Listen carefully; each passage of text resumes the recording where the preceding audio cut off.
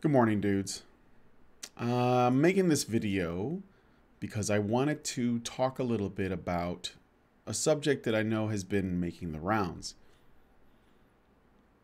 And some of you may be wondering why we haven't discussed it yet on Honey Badger Radio. And while I'm not really sure if Allison will, or Karen, or Mike will ever address it, I thought it might be a good idea for me to address it, in my opinion. And this has to do with the Boy Scouts. So you've probably seen the news going around that the Boy Scouts are now going to be admitting girls, and how this is another male space that's being trampled on and invaded, and how is this going to work with boys and girls camping together? How is this going to introduce new problems? And feminism ruins yet another thing that belongs to men. I'm actually going to try to make the case that maybe this is a bit hyperbolic and things are not as bad as you might think when it comes to the Boy Scouts. Feel free to disagree with me in the comments below. I'd like to see what you guys have to say. But in this case, I think this is actually not that bad a thing. Please allow me to explain first with a little bit of history. All right. So the Boy Scouts has been seeing reduced membership over the course of a long time, ever since the 1970s.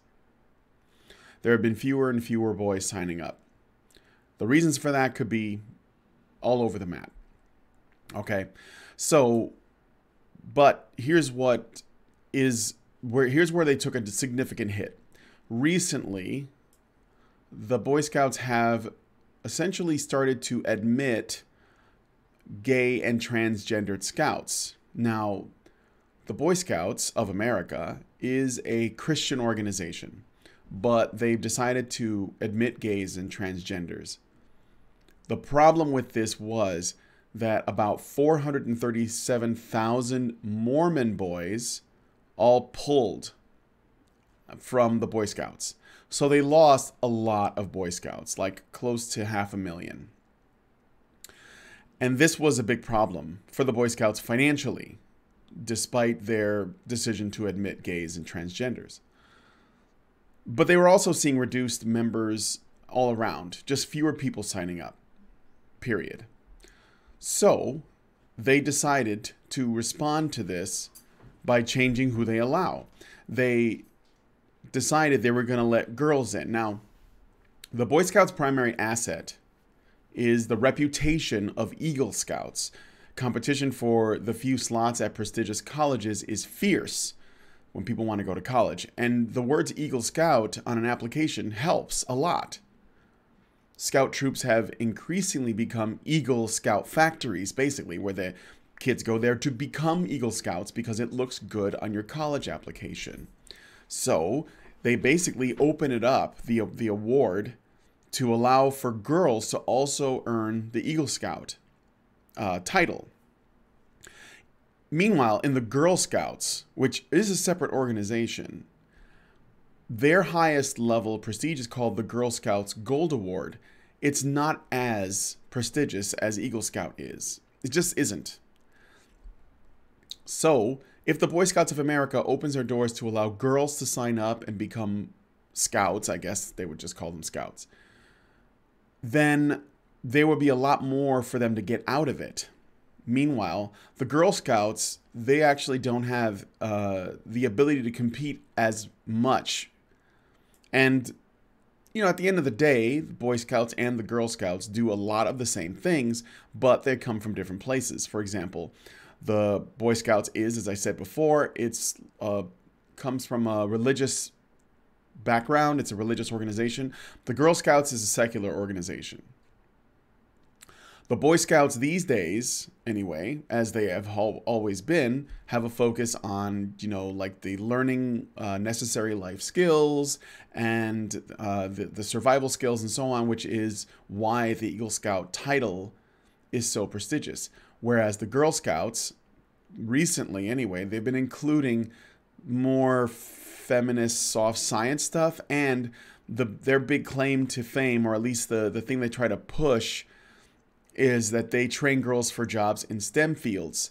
But the thing is, that's not an appeal to the girls in the Girl Scouts themselves. It's more so an appeal to the parents that want their girls to go to STEM fields. Whereas the Boy Scouts, they still get to go to STEM fields. So it doesn't really make a difference.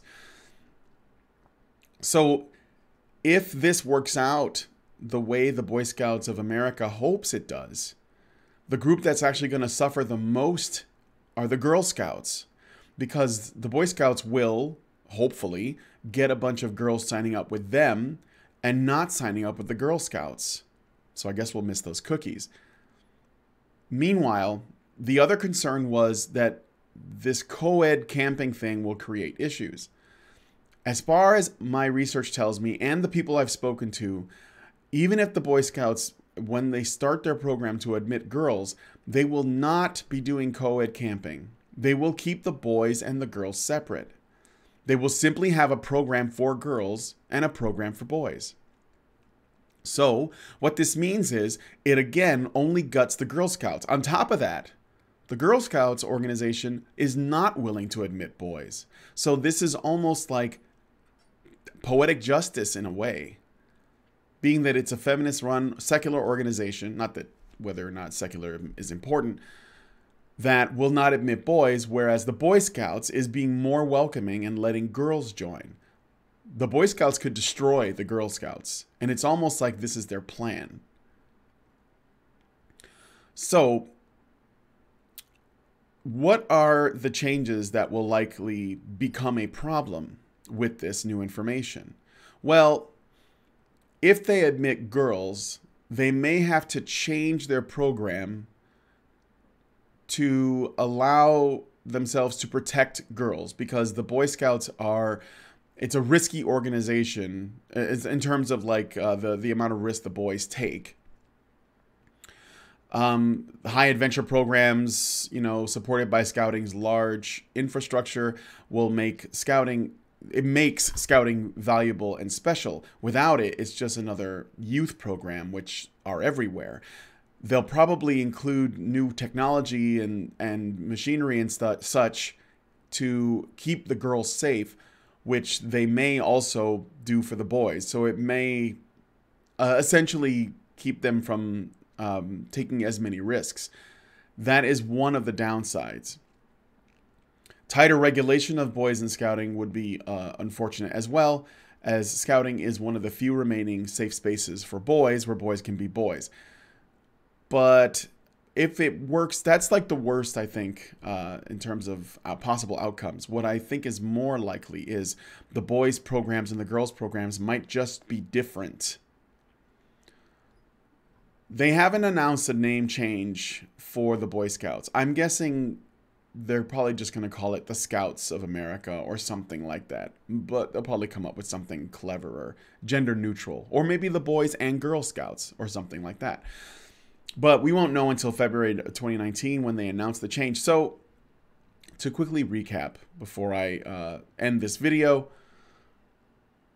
the Boy Scouts is going to be allowing girls, but they will not be sharing space with them. The boys will have their programs and the girls will have their programs.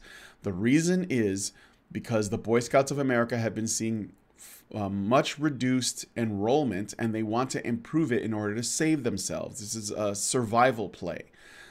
And what this means is they could gut the Girl Scouts organization in order to save themselves. The Girl Scouts have not been flexible enough to allow boys in. So this actually could do them in if girls actually join the Boy Scouts when they open it up for them. Because the Eagle Scouts title is worth a lot to children, period, for their futures. So all in all, the Boy Scouts have always offered more than the Girl Scouts have, and now they're extending that to girls. And if girls take it up, then the Girl Scouts will be destroyed by it. So I don't really see that much of a problem unless you work for the Girl Scouts. Tell me what you guys think, though. I know that this is probably me looking at the bright side of what sounds like bad news, but I don't think it's that bad. It seems to me that, as long as they keep the program separate and they don't change the way they treat the boys there and they maintain their standards, well, just let the girls in.